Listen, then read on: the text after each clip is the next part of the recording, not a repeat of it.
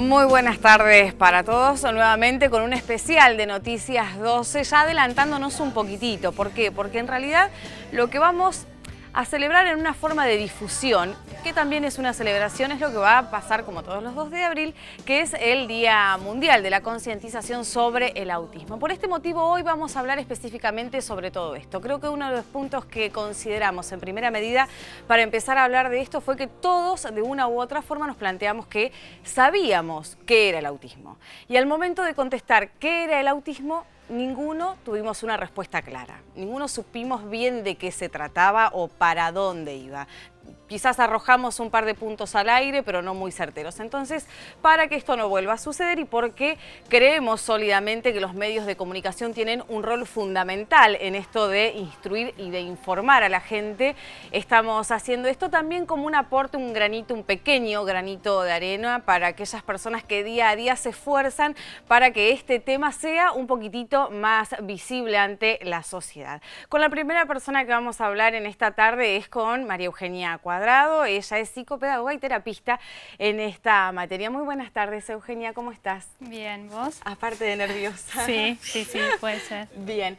Bueno, Euge, esto que decíamos recién, bueno, sabemos que existe. Sí. Y sí, creo que a la mayor parte de la gente, si vos a la mayoría le preguntás qué es autismo, te dice sí, yo sé lo que es el autismo. Y al momento de responder es como que todos nos quedamos en una brecha que es a mitad de camino. Incluso algo que tocábamos recién antes de comenzar el programa es que muchas veces también hay más mitos que realidades. O prejuicios. O prejuicios. Exactamente. También certeramente. Bueno, vos nos vas a explicar un poquitito de qué hablamos cuando estamos hablando de autismo. ¿Qué es el autismo en sí? Bueno, básicamente sería importante aclarar que cuando hablamos de autismo, a lo largo de varios años tenía otro tipo de diagnóstico, que era lo que se llamaba trastornos generalizados del desarrollo. ¿Por qué? Porque se veía que determinados niños a una determinada etapa de su vida manifestaban determinados comportamientos. Con el paso del tiempo, nosotros nos basamos en un manual de diagnóstico de psiquiatría que es el llamado DSM-4, que hace un tiempo atrás, el año pasado creo, más o menos, se actualizó y hoy se llama DSM-5, donde se corre la mirada de lo que es el trastorno generalizado del desarrollo y se habla de lo que es TEA, un trastorno del espectro autista. ¿Qué hablamos del espectro? Y que me parece súper interesante que se actualice este diagnóstico, es que es como pensar en un continuo, como si fueran los colores del arco iris, que nosotros cuando hablamos de autismo no podemos hablar de algo específico y particular, sino que tenemos que hablar de autismos, es decir, cada caso particular, cada niño, donde se manifiestan determinados síntomas que ahora te los voy a contar. Ahora los vamos a ir viendo. Y que va a depender también de cada familia en el que ese niño se encuentra inmerso, la escuela o el jardín donde esté, la comunidad en general, ¿sí? Entonces, ¿qué es importante tener en cuenta cuando hablamos de autismo? Que aparecen determinados comportamientos que generalmente, y me gustaría que después lo hablemos, que tiene que ver con las evaluaciones que se pueden hacer, que manifiestan, por ejemplo, intereses restringidos o fijos o comportamientos repetitivos. ¿Qué quiere decir? Por ejemplo, son niños que buscan siempre el mismo objeto con el que supuestamente jugar, que a veces no arman un juego, sino que lo golpean todo el tiempo, lo tiran y siempre se conectan con eso mismo, ¿sí?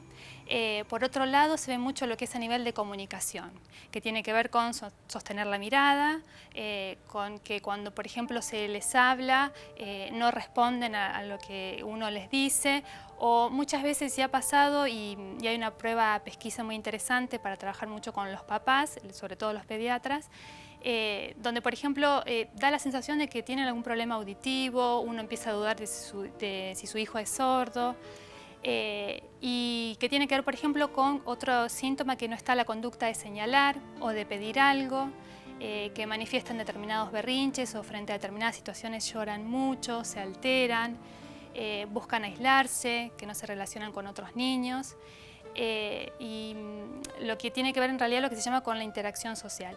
Todos esos síntomas, y que no quiero que ningún padre, si aparece algo así, se asuste. Todos esos síntomas aparecen durante un gran periodo, digamos, prolongado de tiempo y en lo que es la infancia temprana, ¿sí? Cuando hablamos de autismo, se puede diagnosticar a partir de los 18 meses, 2 años en adelante.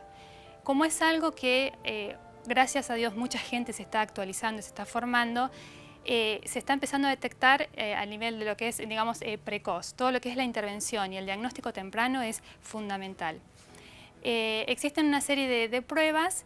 En realidad se dividen en evaluaciones que pasan por varias fases.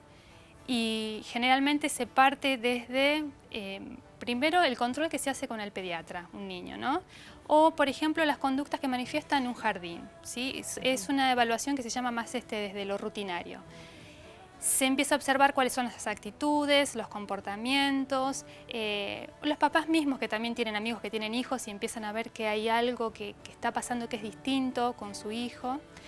Y básicamente cuando surge, por ejemplo, ausencia de lo que es balbuceo, cuando hay dificultades a nivel de lo que es lenguaje, que por ahí no dicen palabras simples, por ejemplo, esto que decía hoy que no está la conducta de señalar, por ejemplo, cuando han logrado determinadas habilidades sociales y parece que las perdieron, que se podían conectar, nos podíamos mirar y por un momento eso desaparece, no está. Bueno, esas señales son lo que se llaman señales o síntomas de alerta, así como banderas rojas. Cuando eso está faltando, digamos, o hay ausencia o pérdida de esas habilidades, es muy importante que sea derivado lo que es un diagnóstico, ¿sí? Que un diagnóstico diferencial, donde intervenga un equipo interdisciplinario para evaluar varias áreas del desarrollo. Cuando decimos áreas del desarrollo, me refiero a lo que es lenguaje, lo que tiene que ver con la comunicación, lo que tiene que ver con motricidad, lo que tiene que ver con el juego, con lo que tiene que ver con la imitación, bueno, motricidad fina y gruesa, cómo trabajan, bueno, un montón de cuestiones, cómo se maneja ese niño, se desenvuelve, si le gusta buscar otros compañeritos para jugar o amiguitos, bueno, varias cuestiones. Por eso afecta a varias áreas del desarrollo. Y a partir de ahí se requiere de un equipo formado y sobre todo especializado en lo que es autismo para poder detectar y diagnosticar el autismo. Existen varias pruebas que se pueden, inclusive se descargan gratis por internet, por ejemplo el MCHAT-R, que es una prueba pesquisa o se le llama screening, que los padres van respondiendo unas determinadas preguntas, que es muy claro, muy preciso e inclusive con ejemplos súper concretos de la conducta de los chicos frente a las preguntas que se hacen. Hay otro que es también el que se llama IDEA, que es también un inventario para lo que es el diagnóstico del espectro autista, creado por un psicólogo europeo que se formó en autismo y que nosotros tenemos profesionales de Argentina que se han ido a formar a Europa, que ahora siguen formándose en Estados Unidos. Y son fáciles de completar, se les pregunta a los papás o a veces se les da la entrevista a los papás y a partir de ahí, observándolo a un profesional, se empieza a establecer qué otras áreas hay que evaluar. Siempre es muy importante la intervención del pediatra, ¿sí? Muchas veces suele pasar que en realidad se espera que supuestamente dice que van a madurar, que es cuestión de tiempo. Me ha pasado, y por ejemplo en lo que yo me he formado, lo que es autismo, y contando, inclusive cuando me formé tenía compañeras que sus hijos eran diagnosticados con autismo o con Asperger, que el diagnóstico se hizo recién a los 7 años, sí. Y que han llevado, digamos, han recorrido muchos centros y muchos lugares sin saber qué le pasaba a su hijo. Y generalmente que desde el jardín o de la escuela decían que algo no estaba bien, pero no sabían qué era. Básicamente, por eso digo, cuando hablamos de autismo tenemos que hablar de algo más plural. Sí, sí, de un gran abanico, pero... Exactamente. Quizás lo que te quería preguntar puntualmente ahora era esto. ¿Qué pasa con estos diagnósticos erróneos que se van dando a lo largo del tiempo? Porque convengamos que hasta hace un tiempo atrás el autismo era algo de lo que no se hablaba demasiado, sí. O cuando se hablaba, volvemos a esto, de que eran cositas así fragmentadas de que podían ser y que en la mayor parte de los casos, que por mucho que duela decirlo, pintaban a los chicos como si fuesen ogros. Sí. Y qué ha pasado y que vos esperabas encontrarte con algo que era totalmente distinto. Por eso también en un principio hablamos de mitos y realidades. Pero ¿qué pasaba justamente y qué pasa justamente con esto de los diagnósticos erróneos? De que sí se habla de la detección temprana, pero que llegamos al diagnóstico final con un chico ya de 5, 6 o 7 años. O más, inclusive. O más. Entonces, sí, como papás, también cómo podemos ir dándonos cuenta en esto, sin que a veces nos tomen como, bueno, no, el nene es caprichoso, el nene tiene esto, el nene es el más chico, el nene es el más grande, y como que siempre estamos avalados, sí, por algo más. No, básicamente es siempre que se hacen los controles pediátricos, siempre uno hablar con el pediatra y plantear esto. Y inclusive hasta pediatras formados en lo que es en el área de desarrollo, ¿sí? De conocer qué es lo que se espera básicamente que logre un niño en cada etapa de la vida, ¿sí? Sobre todo lo que es entre los 18 meses, los 2 años, 3, 4. Y a partir de ahí hacer una consulta con un profesional. Generalmente yo lo que te planteo es que hay que trabajar con un equipo interdisciplinario. Muchas veces, bueno, consultar con neurólogos, se derivan a Buenos Aires, que hay equipos formados. ¿Qué es lo que suele pasar? En realidad, si uno viaja, yo con los docentes que me formé, trabajaban en el hospital pediátrico el Garraham, el Gutiérrez, hay equipos formados que reciben esos casos y que hacen los diagnósticos más específicos. Básicamente no quedarse, y de que sería importante de que, digamos, uno como padre no trae un librito que sabe qué es lo que se espera de su hijo, sobre todo si es el primer hijo, o sabiendo que, bueno, uno después, o que tenés varios hijos, pero uno no trae como una receta o una fórmula. Sí poder consultar al pediatra, no quedarse con esas dudas, hacer interconsultas. Es muy importante que inclusive si van a jardín maternal, si están yendo a los jardines, si hay equipos formados de profesionales que ven determinadas conductas como fonoaudiólogos, terapistas ocupacionales, psicopedagogos, psicólogos, orienten a los papás, porque inclusive hasta suele pasar, y a mí me ha pasado que han llegado a consulta y que necesitan psicóloga y no saben la diferencia entre un psicopedagogo, ¿se entiende? Hay varias cuestiones. Y en esto de que cómo se dice un diagnóstico también, ¿no? Que hay que preparar a la familia, contenerla y acompañarla. Porque el diagnóstico es algo que pasa aquí y ahora, ¿sí? Pero después va a depender de cómo intervengamos todos los profesionales, ¿sí? Tiene que ver con la práctica profesional. Es importante la detección y la intervención temprana porque eso mejora los pronósticos, pero después el camino se hace al andar. No me quedo con el diagnóstico y hablo, es autista, no.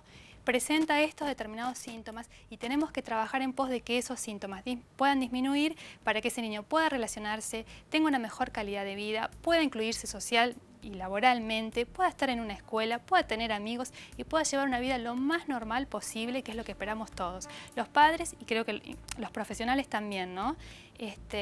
Y básicamente me parece que esto tiene mucho que ver con los profesionales, de poder escuchar cuando los padres vienen con estas demandas de qué nos están queriendo decir. No decir, no, ya va a madurar o es cuestión de tiempo. Escuchar qué nos están diciendo y capacitarse. Eso es fundamental. En esto que hablamos de que sí se habla de autismo, pero hay gente que la mayoría no entiende, no es una moda, ¿sí? Es un diagnóstico que se hace realmente mediante un equipo interdisciplinario, pero en realidad necesitamos formarnos y conocer más específicamente las características de lo que es el síndrome de autismo. No sé si te... Sí, perfecto. Si te ayudé, yo por ahí hablo mucho. No. También depende mucho de esto, entonces, luego los tratamientos, que es lo que vos decías. Exactamente.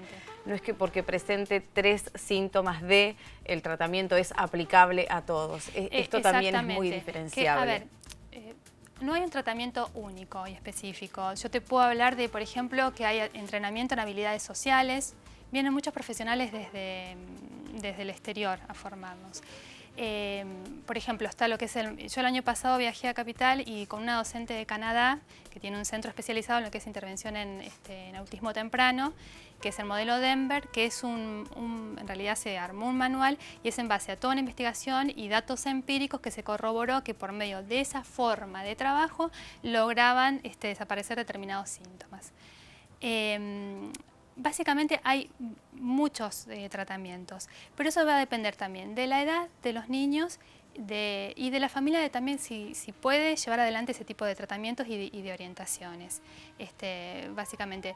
Y que uno no parte del tratamiento hacia el niño, sino del niño hacia el tratamiento, ¿sí? Porque si no tratamos de encuadrar a todos los niños dentro de una forma específica y hay que respetarlos en su singularidad, ¿sí? Por eso hay variedad de tratamientos y hay que formarse y no hay que casarse con un solo tipo de tratamiento, ¿sí? Que eso es muy importante. Vale destacar esto que también muchas veces dijimos, cada niño en su función es único, quizás por esto mismo cada tratamiento es único para cada chico, o sea, que funcione en uno no quiere decir que vaya a funcionar y que es importante aclarar, todos los profesionales, nosotros lo hablábamos el año pasado en el posgrado que estábamos haciendo, no podemos formarnos en todos los tipos de tratamientos porque lleva mucho tiempo, es una demanda también desde lo económico porque lamentablemente son muy caros. Generalmente son profesionales que vienen del exterior, inclusive hay algunos tipos de tratamientos que hay que entrenarse y certificarse en Estados Unidos. Bueno, dicho sea de paso, una mamá comentaba recién de que va a haber un curso que se va a hacer acá, que sería importante para difundirlo este año. Le vamos a pedir después a Angelina que nos cuente un poquitito sobre eso. Sí, y de que también tiene que ver mucho con cómo se siente el profesional con ese tipo de tratamiento. Lo que en realidad pasa es que uno se siente cómodo en esa determinada forma de intervenir. A mí hay tratamientos que por ahí a lo mejor no me siento cómoda haciéndolos, entonces busco otra manera de intervención.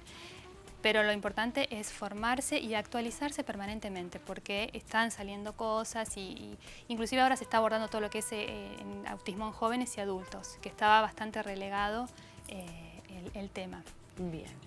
Bueno, te vamos a dejar descansar un poquitito, pero un poquitito apenas, porque tenemos un rato más para seguir hablando de esto. De esto también vamos a hablar sobre los diferentes tipos de autismo, pero lo vamos a hacer en un ratito después de una pequeña pausa que vamos a hacer ahora.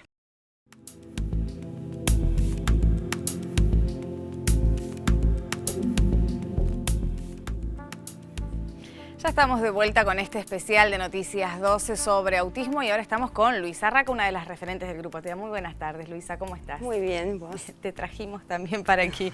Bueno, Luisa, vos nos vas a contar un poquitito cómo llega el Grupo TEA aquí a Trenquelauquen y cómo funciona. Algo de lo que hablábamos recién con Eugenia era esto de los diagnósticos y qué pasa a veces con los papás cuando ya tienen el diagnóstico, pero después solos en casa, que es lo que hablábamos hoy. Bueno, cuando tenés el papel y mirás a tu niño y decís, bueno, ¿qué hago? ¿Por dónde empiezo? ¿A dónde voy? ¿Con quién hablo? ¿Un padre que le pase lo mismo? ¿Alguien que me socorra en esto?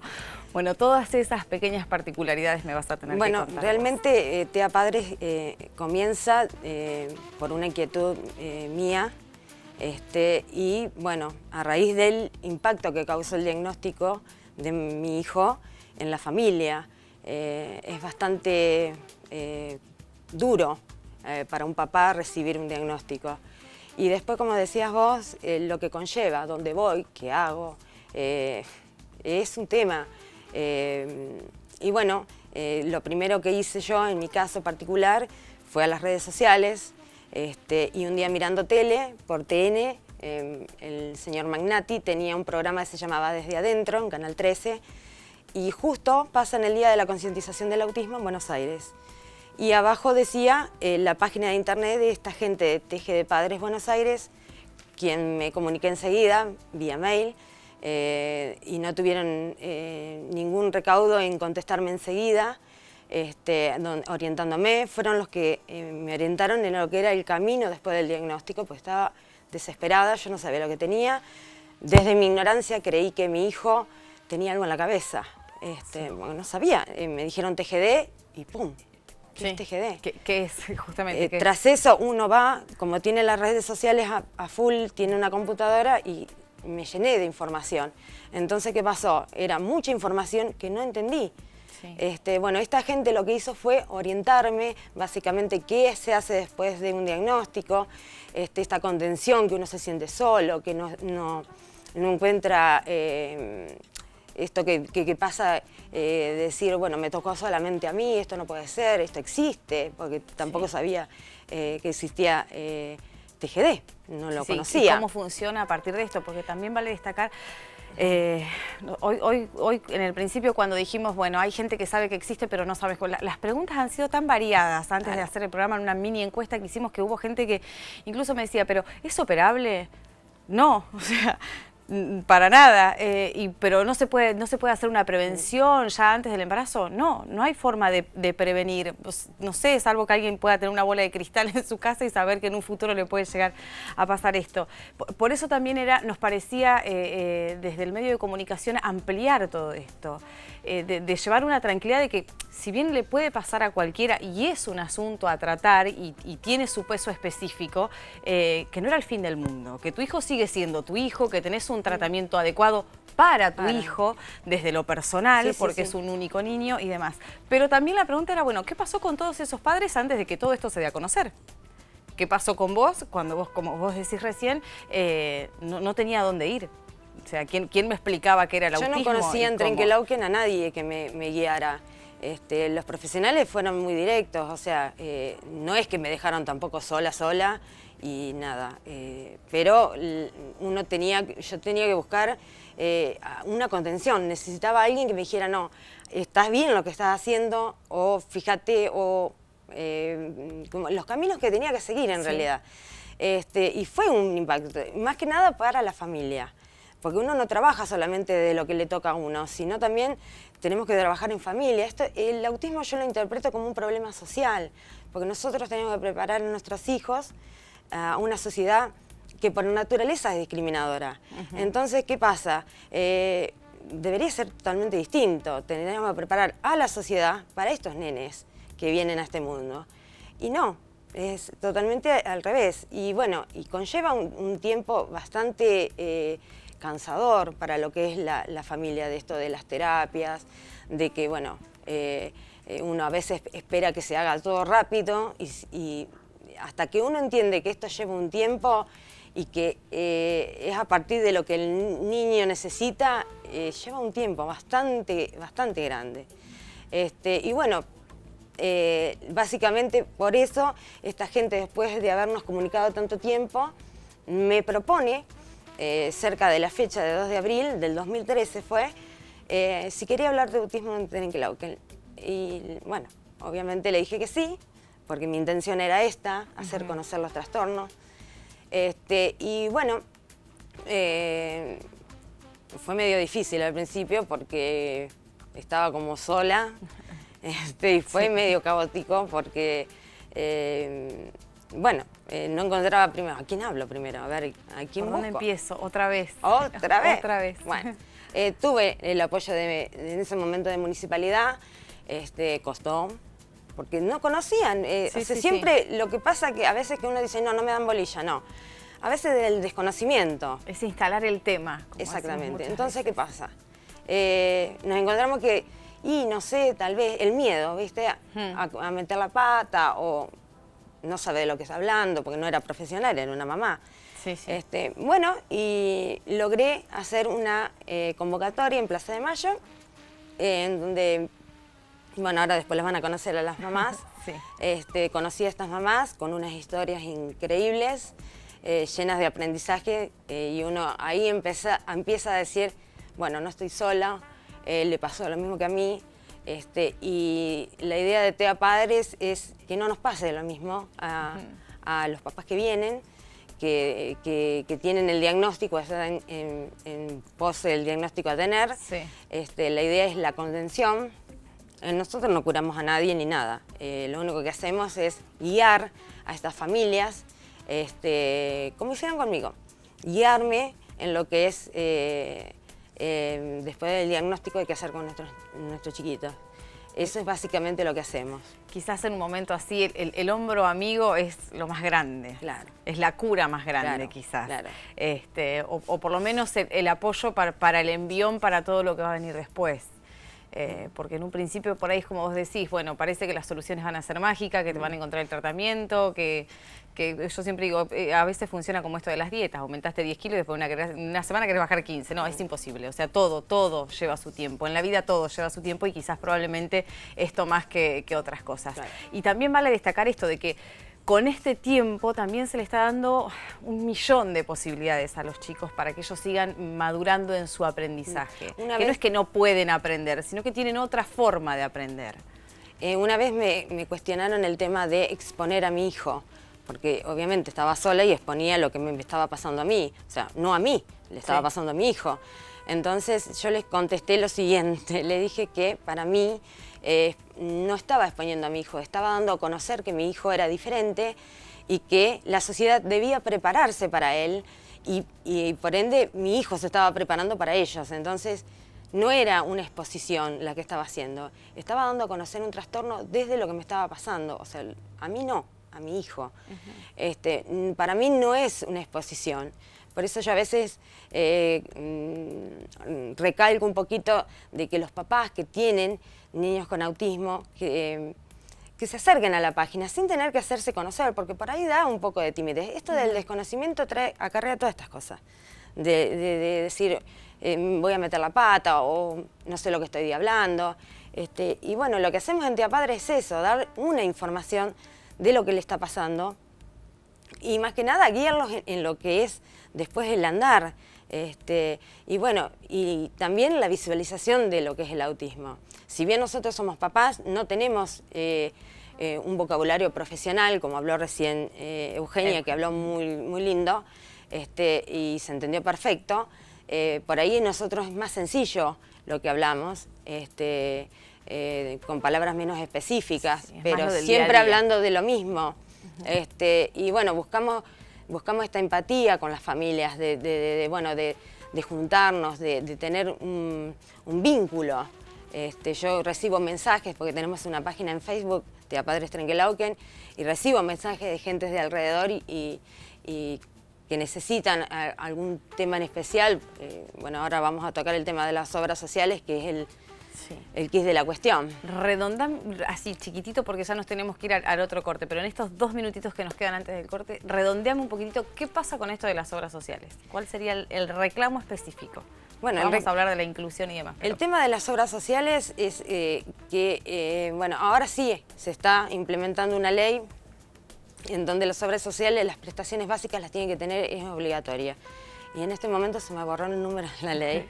Se me borró. No importa, pero existe, ya está. Sí, está. Igualmente se basa en la ley de la Convención, no es ley, la Convención de los Derechos de las Personas con Discapacidad. De ahí se desprenden todas las que son los artículos, leyes, que nos van como direccionando en el tema de lo que es obras sociales, inclusión en las escuelas comunes, y no me acuerdo mucho de los números, porque son muchas leyes y muchos artículos, y por ahí estamos bueno, medio... pero funciona, es algo que ya existe, que hasta hace un tiempito atrás... se ha estado implementando desde, bueno, no quiero meter la pata, pero la Convención de los Derechos de las Personas con Discapacidad se volvió a reformar en el 2005, que se hizo la convención con personas con discapacidad, o sea, antes se hacía con profesionales y después se hizo con los que tenían su discapacidad. Entonces fue mucho más compleja y mucho más favorable para las personas con discapacidad. Para las personas con autismo. Bueno, Luisa, 1.000.000 de gracias por este ratito. Vamos a seguir conociendo al resto de las mamás después de la pausa.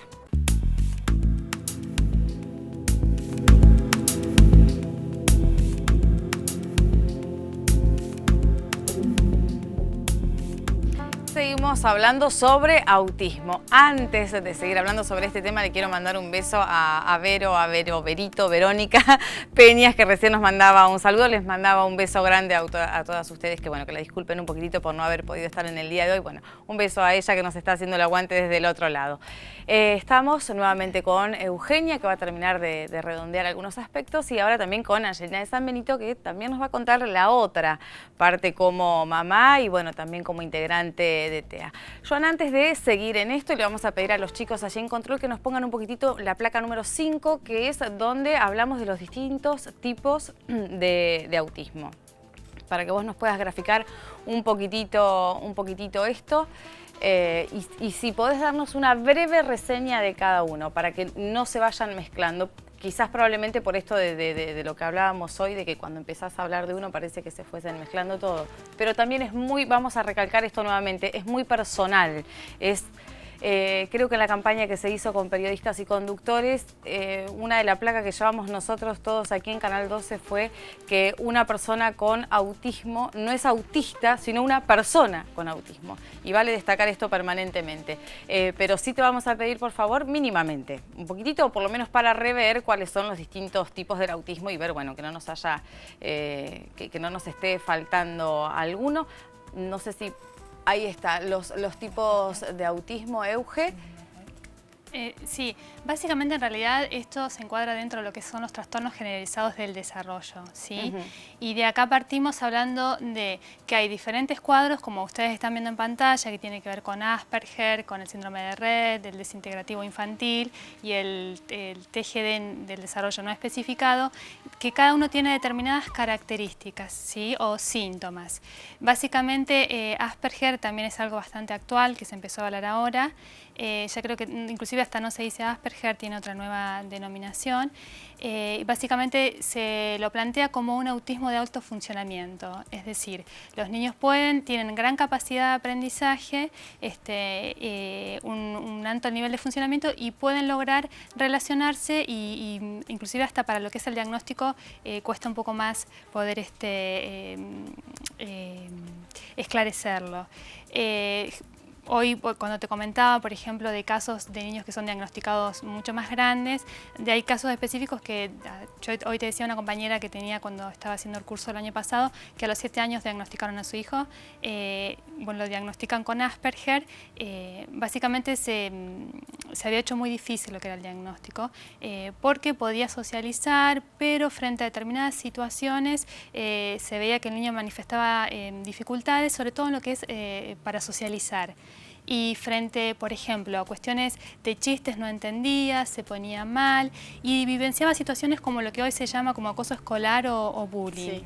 Entonces básicamente tiene que ver con esa cuestión, más desde lo social, pero tienen bastante o muy buen, digamos, responden en muchas áreas de lo que es a nivel académico, lo que es matemática, bueno, lo que es lectura, después es cada caso en particular, por eso no quiero encuadrar en una única categoría y que quede ahí.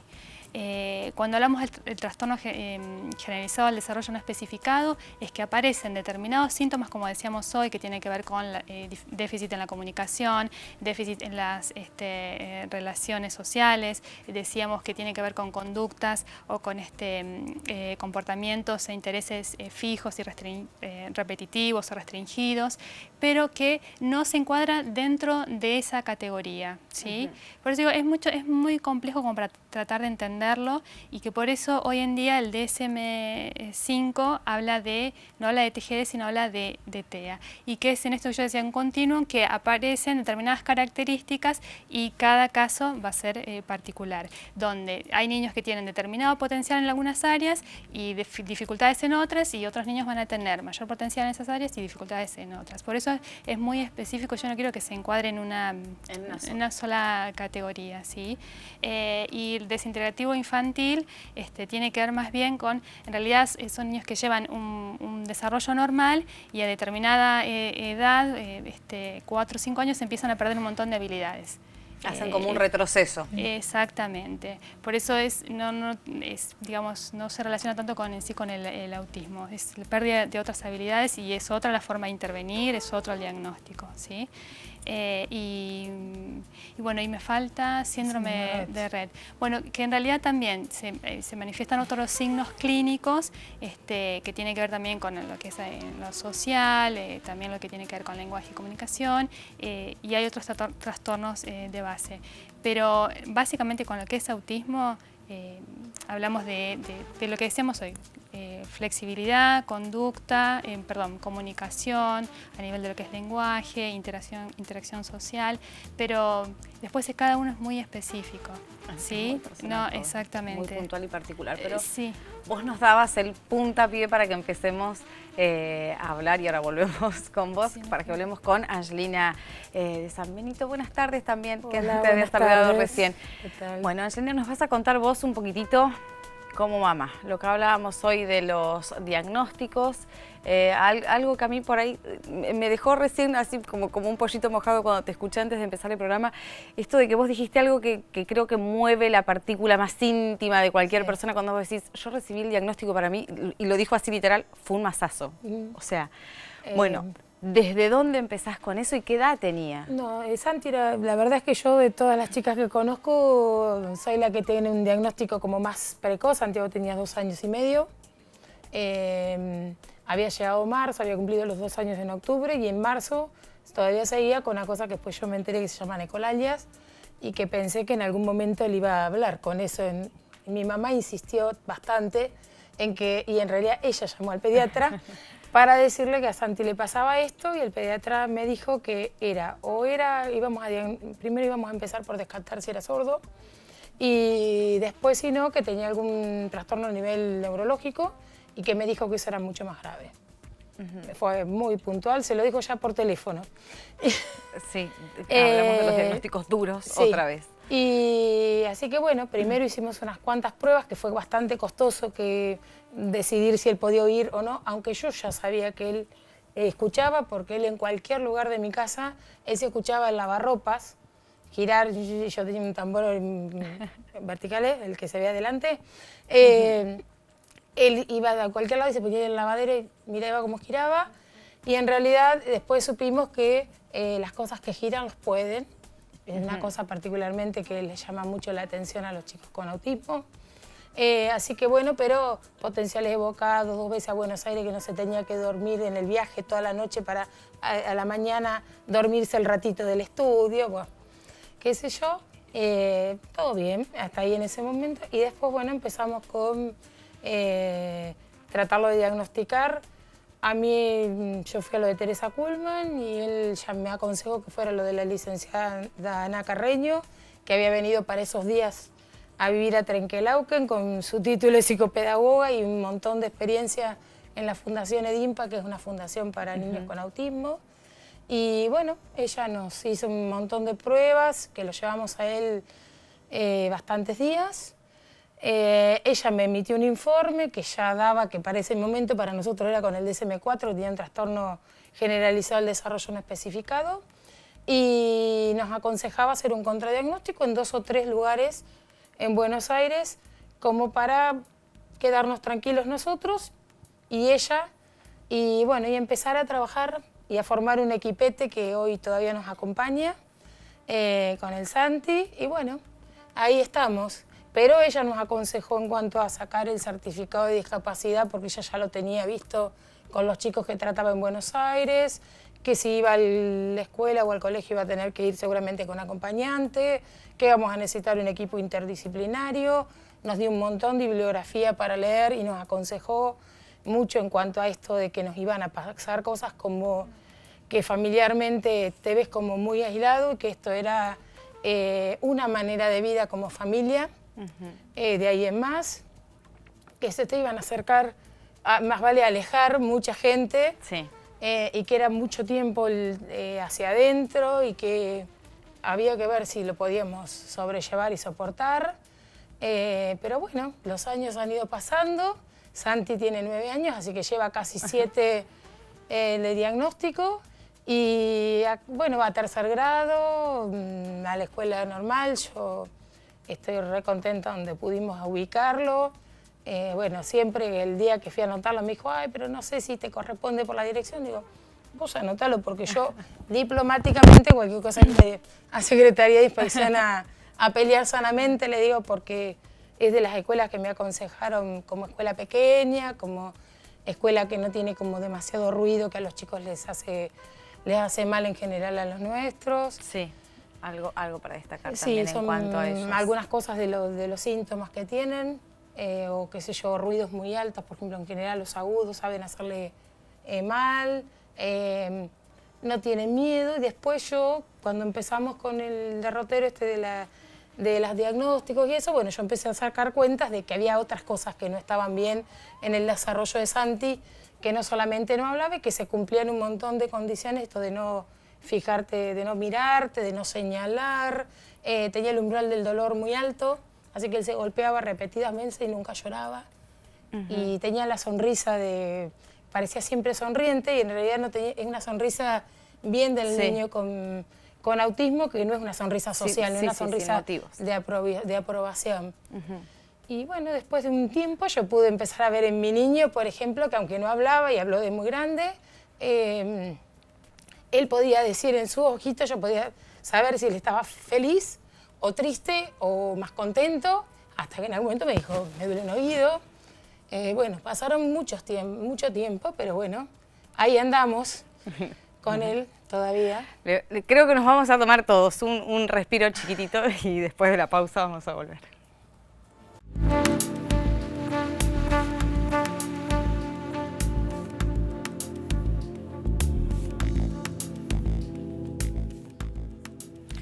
Bueno, respiramos hondo un poquitito y volvimos al ruedo nuevamente para poder seguir hablando de autismo y como todos, temas difíciles que tocan en lo personal y un montón de cosas más. Pero ahora estamos con Carolina Ascaini, con Joana Costa, que nos van a contar un poquitito porque ya se nos va el tiempo. Antes de que nos olvidemos, porque nos hemos ido por las ramas, ¿cuáles van a ser un poquitito las actividades de este 2 de abril, justamente de este sábado, aquí? Este 2 de abril, como ya hace 4 años, hacemos la jornada de concientización en la Casa de la Historia y la Cultura. Y bueno, va a ser más que nada un espectáculo infantil y a la misma vez vamos a ir tirando, como quien dice, pautas para que conozcan más sobre el trastorno del espectro autista. Y bueno, más que nada para hacerlo visible, digamos, lo nuestro es darle visibilidad a esto, desde el lugar de padres, llegar a la comunidad y que se acerquen, por eso los invitamos, digamos, a acercarse con algo azul, ya sea un globo, una remera, lo que sea. Todos, digamos, colaboran ad honorem, nos han regalado globos, caramelos, los espectáculos infantiles también, son todas personas que colaboran, digamos, para que esto pueda. Y cada año, digamos, vamos teniendo mayor llegada. Porque, digamos, es como que ya el 2 de abril todas las esperamos, además, ya estamos ahí, cuando menos acordamos, pero bueno, bien. Yo te hago una pregunta, el color azul, puntualmente, porque en todo lo que tenga referencia a autismo vemos el color azul. Tiene que ver con esto, como se dice, con el color del mar. Exacto. Bueno, ¿nos puedes un poquitito explicar por qué o te estoy metiendo en un brete grande? Te cuento, más o menos. Digamos, como hoy decía Eugenia, hablábamos de espectro. Entonces, el azul es un color que tiene muchos espectros, muchos colores. Desde el oscuro, como es el mar, ponele, digamos, bien oscuro, tenemos las diferentes gamas. El autismo, digamos, podemos llegar a hablar de diferentes autismos, los autismos, porque, digamos, está desde aquel más leve o que con características más leves, aquel por ahí más, el autismo por ahí más severo. Entonces, bueno, por eso elegimos el azul para que nos represente. El azul, digamos, es el color como que tiene todas las gamas. Yo te decía por ahí un poquitito en referencia al mar por esto de los distintos momentos del mar también. Que tiene su calma muy profunda a la tempestad absoluta. Nosotros, digamos, vivimos desde la calma. Saltando, sí, podemos estar muy calmados, digamos, y de pronto, justamente el otro día hablábamos con ella de estas cuestiones que vos no sabes en qué momento surge un imprevisto o algo que esa calma que los pueda... se vuelva no sé, una gran tempestad. Es terrible. Algo que por ahí desestabilice la situación. Exacto, sí, que puede ser desde un sonido, como decía Angelina, colores, luces, por ejemplo, nuestros hijos, el mío, por ejemplo, no podría estar acá. Porque las luces, digamos, ellos tienen, el tema de lo que es la integración sensorial, ocasiona, digamos, muchas veces, dentro del trastorno, digamos, que hay ciertas cosas que no las pueden soportar, que para nosotras son comunes. Pasamos un poquitito a Caro, que quizás esto que decíamos recién de no quedarnos quietos, de no quedarnos muy conformes con el diagnóstico cuando no nos cierra, que no nos deja tranquilos, que el médico me dice sí, pero es el nene, no. A vos te pasó eso, por lo que nos contabas hoy, de que, es más, llegaron a decirte, pero el nene es normal, y claramente el nene era normal, pero bueno. Claro que es normal, claro que porque es normal. fue toda una anécdota. Contanos un poquitito. Nosotros igual en la familia, uno como mamá, yo como mamá me daba cuenta ya que mi hijo tenía algo, él aleteó creo desde los 6 meses. Él veía algo y él tenía este movimiento. miraba el lavarropa y tenía y lo consulté con el pediatra y bueno, pero bueno, pasa esto, de que por ahí, bueno, falta que madure, vamos a esperar que por ahí si se puede comunicar, puede transmitir qué le pasa. Pero yo soy bastante hincha y el pediatra me derivó a una psicóloga que lo evaluó, ella me derivó a la neuróloga, Teresa, y Tere me derivó a la terapista ocupacional, Eva, que la tuvo hasta el año pasado. Y bueno, ahí sí, ya empezamos a hablar. El primer diagnóstico que tuvimos de Ale acá fue un trastorno generalizado en el desarrollo, pero no nos quedamos con eso y fuimos a Fleni. Allá los evaluaron 15 días, sí, fue bastante como... Pero bueno, surgió un trastorno de ansiedad. Y bueno, pasa esto, de que Ale es una persona, todos los nenes nuestros, vos lo ves y salvo estas cosas, pero a él le costaba mucho socializar, es el día de hoy. Sí. A él le cuesta mucho, por ejemplo, una casa donde nunca fue y no pasa la puerta. Cosas así, ¿viste? Cosas que vos decís... Bueno. Que también a veces uno lo relaciona con cualquier otra criatura que sí, no, le da vergüenza o no le gusta, o no le gusta estar con gente. Entonces es como que se van mezclando esto de los síntomas y demás. Por eso dijimos, está bueno no quedarse cuando uno no está tranquilo. Vamos a hablar, porque ya estamos sobre el final, pero vamos a hablar dos cosas muy importantes. La capacitación y la inclusión. Y también qué rol cumplen los medios de comunicación en esto. ¿Qué creen ustedes? Que por dónde vamos con los medios de comunicación con esto. Falta un poquitito más, falta un poquitito menos, si bien nunca está de más. Exacto. Lo que se ha dado digamos, a raíz de las campañas de concientización justamente, es que los medios de comunicación están comenzando a ser partícipes, digamos, de nuestra bandera, como quien dice. Todavía falta. Me falta bastante. Se utiliza el término, por ejemplo, autismo de manera no adecuada. Entonces, sí, a veces como un insulto. Exacto.